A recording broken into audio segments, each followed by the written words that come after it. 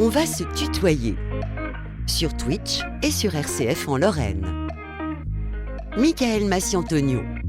Dernière partie d'On va se tutoyer sur RCF et sur Twitch avec Pauline Parisot et Apolline Benoît-Gonin pour un nouvel entretien autour d'une marque de vêtements, Triarus, l'histoire de la France dans l'éthique et en textile, à découvrir avec une première question d'Apolline. Et oui, donc tu fais toujours partie de l'agence de communication Steez et on t'a reçu dans cette émission pour en parler justement. Et aujourd'hui, tu fais partie d'une nouvelle aventure textile avec Triarus. Qu'est-ce qui t'a motivé à te lancer dans ce projet ? Alors, pour dire les choses simplement, Triarus est un vieux projet qu'on a longtemps hésité à sortir.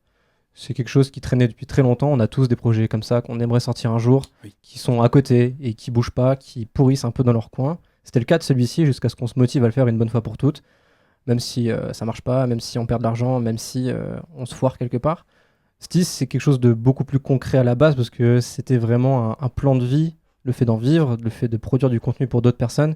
Là, Triarus, c'est plus un projet personnel qui n'est pas fait pour la rémunération, c'est plus quelque chose que l'on fait à côté et si jamais ça prend, tant mieux, si ça prend pas, tant pis. L'idée, c'est de faire quelque chose qu'on aime, rien de plus. D'accord. Et justement, donc tu es cofondateur de Triarus. Pourquoi est-ce que vous avez choisi ce nom ? Est-ce qu'il y a une symbolique derrière ? Bien sûr, comme pour Steez, comme pour tout le monde, je pense, au moment de choisir un nom, c'est le premier contact, c'est le premier point de contact, la première chose que je remarque. Triarus, plusieurs choses. On peut le diviser en deux, Tria et Rus.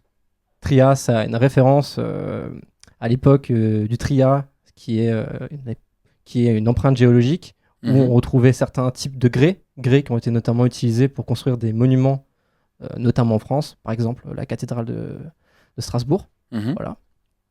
Et le russe vient plutôt du monde, du milieu rural, de la campagne. Donc l'idée, c'était vraiment d'allier deux typologies de mots pour faire à la fois écho au patrimoine de notre pays, au patrimoine même construit par l'homme, et également au milieu de la ruralité, de la campagne, du travail et de la force d'esprit et de caractère. Quelles sont les différentes étapes de création d'une marque de vêtements comme Triarus ? Alors, je ne pense pas avoir le modèle parfait ou le seul et modèle unique. Il y a Mais plein quel de est chemins, ton modèle en il y a tout cas ? plein de chemins à faire. Tout d'abord, chose légale, savoir monter une société, c'est pas anodin. On peut le faire en micro-entreprise ou en société par action. Dans tous les cas, il faut passer par un comptable ou passer par des sociétés qui peuvent vous aider à le faire, sinon vous aurez des problèmes, notamment au moment où vous devrez acheter des matières premières ou travailler avec d'autres personnes. Pour nous, ça a été de manière simple. On a commencé à travailler il y a très longtemps une bribe d'image, un logo, un nom, trouver une bonne typographie, puis après on a mis ça de côté et on a fini par craquer quelque chose de plus cohérent. Et puis après, c'est trouver un univers graphique, une identité visuelle qui fonctionne, essayer de chercher à peaufiner un discours et à le mettre à écrit. C'est pas la même chose d'avoir un discours en tête et de trouver les bons mots pour que ça puisse parler à des gens qu'on ne connaît pas, parce que on s'adresse à des gens qu'on ne connaît pas finalement. On ne s'adresse pas qu'à notre famille, à des amis. Et le but, c'est d'arriver à les toucher par un discours. Et après, il faut monter une structure légale qui fonctionne.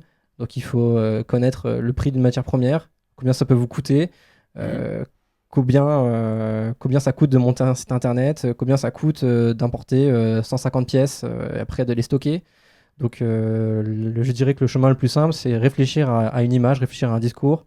Et puis après, la manière comptabilité, ça viendra après. C'est pas le plus important. Les gens sont là pour vous aider. Et Triarus est une fabrication locale, durable et respectueuse de l'éthique des travailleurs du textile, et on va justement en parler tout au long de cet entretien. Quel est l'apport local de la marque ?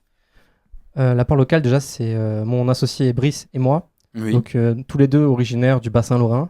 Lui maintenant vit à Orléans. D'accord. Donc c'est pour ça que c'est à la fois Messin, à la fois Orléans, un peu entre les deux. De manière simple, on a essayé de travailler avec des acteurs les plus locaux possibles, de manière synthétique. Les patchs qu'on a fait sont fabriqués en France. Les t-shirts sont fabriqués au Portugal, avec du coton portugais. C'est une très grande trend en ce moment de faire des vêtements au Portugal parce que c'est la porte d'entrée aujourd'hui du textile en Europe pour faire quelque chose qui fonctionne, qui soit éthique, qui soit respectueux de l'environnement et qui coûte le moins cher. Les travailleurs portugais sont en moyenne payés 2 à 3 fois moins cher que des travailleurs français parce que le SMIC là-bas est moins élevé. Nos pulls sont fabriqués entièrement en France par un atelier qui est situé non loin de Bordeaux. Ça, c'est plutôt cool. Et nos vestes, elles, par contre, viennent d'Asie. Mhm. Donc c'est impossible aujourd'hui en France, voire même en Europe, de trouver ce genre de pièces à moindre coût. Donc on est passé par un importateur, on va dire ça comme ça. D'accord. Une marque spécialisée qui produit des vêtements, déjà des modèles de base. Pour nous, c'était un très bon deal pour commencer, mais en contrepartie, il fournit des justificatifs comme quoi le produit est issu de produits recyclés, fair wear, vegan, enfin, tous les justificatifs nécessaires pour rester cohérent dans notre discours. D'accord. Et justement, en parlant de cohérence, tu en parlais en expliquant un petit peu les symboles derrière le nom de cette marque. Mais justement, comment est-ce que tu intègres les symboles historiques à vos vêtements de manière moderne et élégante? C'est une très bonne question. On s'est pas mal cassé la tête sur ça. Il faut savoir que à la base, on a vraiment voulu faire un projet à visée artistique avant tout. Moi, je fais pas mal d'IU quand je travaille pour Steez, notamment, plus personnel aussi. Donc, pour le patrimoine français, on s'est dit qu'on allait prendre ces figures de la mythologie, je mets ce terme entre guillemets, Mhm. et qu'on allait les représenter à notre manière via des illustrations, donc en l'occurrence sur des dos de t-shirts et de vestes pour le moment. Voilà, on est encore en essai, on s'est donné 2 objectifs, faire de la sérigraphie et faire de la broderie, essayer de travailler le plus localement possible avec ces techniques-là. Ce qui est intéressant, c'est qu'on travaille avec des ateliers parisiens, 2 ateliers différents, pour gérer à la fois la broderie et la sérigraphie, parce que c'est 2 techniques qui sont profondément différentes dans leur fabrication.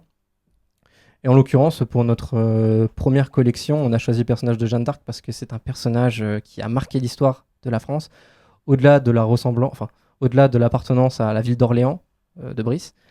C'est un personnage clivant pour nous parce que c'est également la première vraie figure féministe qui a marqué l'histoire de France.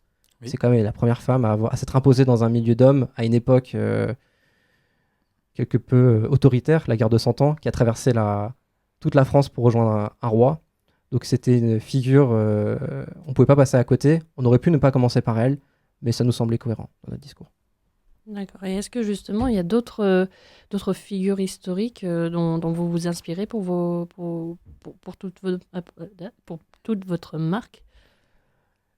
Effectivement, on en a pensé à pas mal. Pour le moment, c'est que des idées parce que c'est terriblement compliqué déjà de sortir un lot de 500 pièces et d'essayer de les vendre. Oui. Donc faire des plans sur la comète, c'est cool. Mais de là à réfléchir concrètement à des illustrations, ce genre de choses, c'est pas à l'heure du jour. On a déjà préparé la 2e vague parce qu'on pensait la sortir en même temps que Jeanne d'Arc. C'est un personnage qui est central dans la mythologie de Jeanne d'Arc qui est Saint-Michel. Mhm. Voilà. On n'est pas du tout relié à la religion, mais force est de constater que sans Saint-Michel, il n'y a pas Jeanne d'Arc. Donc c'est sûr qu'il y aura d'autres personnages et Saint-Michel aura sa veste, aura son t-shirt et d'autres pièces également. Voilà. Mais justement, tu le disais, les racines chrétiennes font aussi partie du projet Triarus. Alors, il y a évidemment Sainte Jeanne d'Arc, mais est-ce que tu as l'intention de te consacrer à peut-être des monuments comme des cathédrales, par exemple? Je sais pas comment je pourrais mettre en forme une cathédrale sur une veste. J'avoue que l'idée là me plaît bien, mais L'idée est bonne, mais c'est un c'est sacré pas défi. évident, je pense. Je me mets à la place de personnes qui seraient avant tout là pour acheter quelque chose. Qui achèterait une veste avec une cathédrale? Je sais pas. Peut-être, hein. Ça a tenté. C'est un peu le problème, tu vois, c'est que là, on rentre dans des questions où il faut commencer à faire des études. C'est vrai. Et on est 2 gars. Voilà, moi j'ai 26 ans, Brice un peu plus de 30. C'est compliqué aujourd'hui, quand on a un taf, de réaliser ce genre de choses. Ça prend de l'argent. C'est La vrai. Russe, c'est un projet qui coûte des sous, mine de rien. Donc d'un coup, investir comme ça, c'est compliqué. Pour le moment, on va rester sur des choses qu'on connaît. J'ai dit tout à l'heure qu'on était originaire du bassin lorrain. Oui. Brice, lui, il est plus originaire des bassins miniers de Moselle. D'accord. Donc on a un fort lien avec l'histoire minière. Et ça fait également partie du patrimoine français, même beaucoup plus local du patrimoine lorrain. Lorrain, oui. Et on s'était dit que ça pourrait être un aparté assez intéressant de bifurquer sur cet univers-là. Peut-être une prochaine collection, alors. Bah, c'est en étude, en tout cas. Et du coup, il y a le design, mais aussi les modes de production qui mènent à ces vêtements. Quels matériaux privilégiez-vous pour vos vêtements afin d'assurer la durabilité et surtout la qualité? Alors, il n'y a que 2 matériaux. C'est simple, du coton. Pour nous, c'est du 100% bio. Voilà, Mhm. recyclé ou non. Et le deuxième, c'est le polyester, qui n'est présent que dans notre veste. Alors, il y en a un troisième, c'est le PVC, parce que c'est un super matériau pour faire des patchs. Voilà, on Ouais. a un patch avec notre association qui a voulu un patch PVC, donc voilà. D'accord. Et justement, donc, tu en as brièvement parlé quand même un petit peu plus tôt, mais comment est-ce que tu t'assures de la transparence de votre chaîne de production? C'est une bonne question. Oui. Toutes ces questions de transparence, c'est assez simple à régler. En fait, on travaille avec des organismes qui sont obligés de nous fournir des preuves de transparence parce que sinon, on peut également leur tomber dessus quand nous, on nous tombe dessus. Donc, en fait, la chaîne est assez simple. C'est si un maillon ment, bah, toute la chaîne meurt, en fait, tout simplement. Donc, on travaille avec des fournisseurs. Je vais pas les citer parce que je sais pas si j'ai le droit. Bah, tu peux. Écoute, si tu en cites 3. Bien sûr. Non, mais j'ai moins de 3 fournisseurs. Voilà. L'idée, c'est quand même de limiter les échanges parce que ça fait perdre du temps à tout le monde. Mais non, on travaille avec des fournisseurs, 2 en France et 1 international. Oui. Ce sont des 2 ateliers en France qui se fournissent à l'international, ou plutôt en Europe, et l'autre qui produit des vêtements donc jusqu'en Asie. Et oui, si quelqu'un est amené à nous demander un justificatif, il n'y a aucun problème, on les a. Voilà. Et en plus de ces engagements, vous travaillez avec l'association Ça va de pair. Est-ce que tu C'est ça. peux nous la présenter dans un premier temps? Bien sûr, il n'y a pas de problème. Alors, Ça va de pair, c'est une association que je connais personnellement, pas depuis très longtemps. Ça fait 1 an à peu près que je suis en contact Mhm. avec eux. C'est plus un contact de mon associé, en l'occurrence. Donc, Ça va de pair est une association qui vient en aide aux blessés militaires qui ont des stress post-traumatiques. Donc, ce sont des militaires qui sont allés sur le terrain en séjour OPEX, donc en Afghanistan, ce genre de choses, qui n'ont pas forcément été blessés physiquement sur le terrain, mais qui ont perdu des gars, qui ont perdu des potes, qui ont subi des attaques, et au retour en France, sont simplement brisés. Donc, pour la petite histoire, Aurélien, donc c'est mon contact, c'est le cofondateur de Ça va de pair, D'accord. a écrit des livres et passé plusieurs fois dans des petits programmes à la télé pour parler de son histoire et parler de sa souffrance. Voilà, et aujourd'hui, il a décidé de dédier une partie de sa vie à ce combat-là, au travers d'une association, donc Ça va de pair, qui est pour le moment financée par les sous générés par la vente de ses livres et également par la vente de nos patchs. Pourquoi avoir choisi de travailler avec l'association-là, justement? C'est pas très compliqué de répondre à cette question. Tout à l'heure, j'ai dit qu'on faisait pas Triarus en premier pour gagner de l'argent. C'est un passe-temps pour nous. C'est un moyen de faire quelque chose différent de nos vies. Et on en avait. L'histoire d'Aurélien nous a touchés. Mhm. Moi, on me l'a présenté comme une idée à la base de travailler avec une association. Et c'est vrai que quand on croise le regard d'Aurélien et qu'il vous raconte son histoire, ça touche. C'est pas quelque chose qu'on voit tous les jours, qu'on entend Mhm. tout le temps. Et c'est quelqu'un de profondément touchant. Et je trouvais son histoire captivante. Et le fait de travailler avec un produit simple, un patch, voilà, c'est pas quelque chose de pas besoin de porter un t-shirt, ou c'est quelque chose qui reste discret, c'est quelque chose qu'on peut avoir, qu'on peut mettre dans son sac, qu'on peut mettre sur sa veste, qu'on peut mettre chez soi si on le veut. Et ça nous semblait être un très bon moyen de collaborer ensemble. Pareil, pour rester transparent, encore une fois, c'est pas simple pour une marque de travailler avec une association et de dire achetez un patch chez nous, l'argent sera reversé à une asso. Pour ça, c'est encore des démarches juridiques. Donc c'est une question de transparence. C'est tout à fait possible pour nous, encore une fois, de témoigner là-dessus. Tous les documents sont chez nos experts comptables. Et faire un achat d'un patch chez nous, c'est donner tous les bénéfices à une association. D'accord. Et justement, quels sont les bénéfices directs, justement, qui ressortent de ce partenariat? Les bénéfices directs, bah, c'est plus d'argent en fait pour l'association qui lui permet de se déplacer dans tout le Grand Est, donc de faire plus de déplacements pour rencontrer ces gens et ainsi augmenter l'aura de cette association parce qu'aujourd'hui elle n'est pas connue, elle Oui. se déplace sur quelques meetings, voilà, donc c'est à la croisée des chemins de temps en temps. Il faut savoir qu'elle travaille en collaboration avec l'hôpital Le Gouest, donc À Metz, oui. à Metz exactement, donc c'est le premier point d'entrée, le premier point de contact qu'ont les gens avec. Donc par le financement de leurs produits à eux et de ce patch associatif, en fait, ça leur permet de gagner des sous qu'ils vont pouvoir réinvestir après, soit dans du matériel, soit dans des déplacements pour rencontrer d'autres personnes. D'accord. Et est-ce que tu as l'intention de trouver d'autres partenaires peut-être ou te rapprocher de la ville de Metz que tu connais donc déjà bien, notamment par le biais de ton agence de communication Hostiz? Je ne me ferme aucune porte.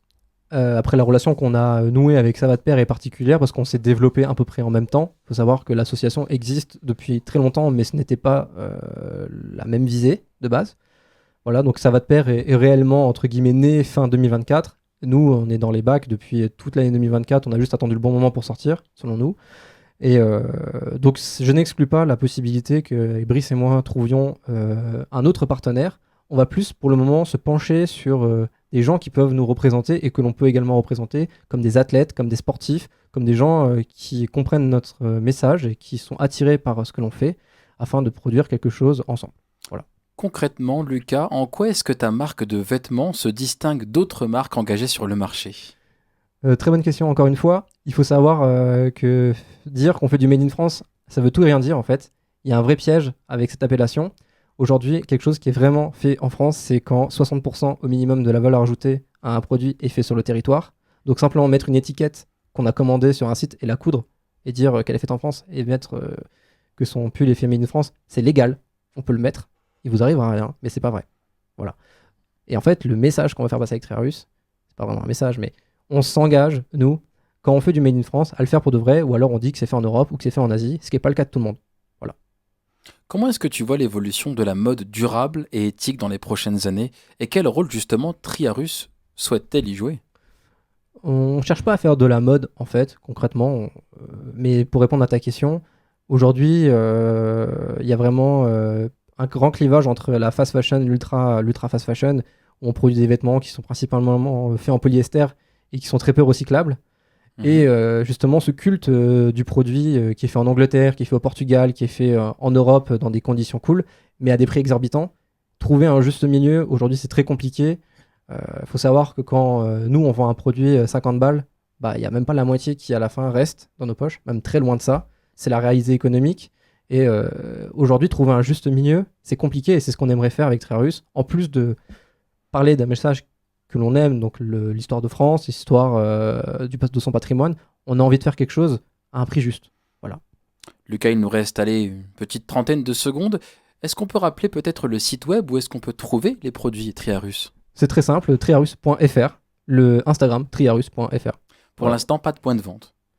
Non, pas de point de vente. Après, ça tombe bien. Ma formation principale, c'est designer retail, donc architecte de point de vente. Donc, qui sait, peut-être qu'un jour, je me ferme pas de porte. Alors, affaire à suivre. Lucas, merci en tout cas pour cet entretien. Merci à vous. Lucas qui était donc le cofondateur de Triarus, qu'il est toujours d'ailleurs. Merci à Océane Denagno à la technique vidéo, merci à Pauline Parisot pour sa chronique Planète Metz, la dernière avec des lunettes, voilà, il faut le préciser, la prochaine fois elle aura fait une petite opération des yeux. Merci à Pauline Benoît-Gonin pour la co-animation et le point réseau. J'en suis content. Voilà. Cette émission sera disponible en réécoute sur rcf.fr, la vidéo de l'entretien prochainement sur le YouTube de RCF Lorraine. Et on se retrouve la semaine prochaine avec le plus grand basketteur de France et le plus grand français par la taille, Vincent Pourchaud, et 2,22 m de questions à découvrir mardi prochain dans On va se tutoyer. Et en attendant, portez-vous bien, prenez soin de vous, n'oubliez pas qu'on s'occupe de tout sur RCF. Je vous souhaite une très très belle soirée.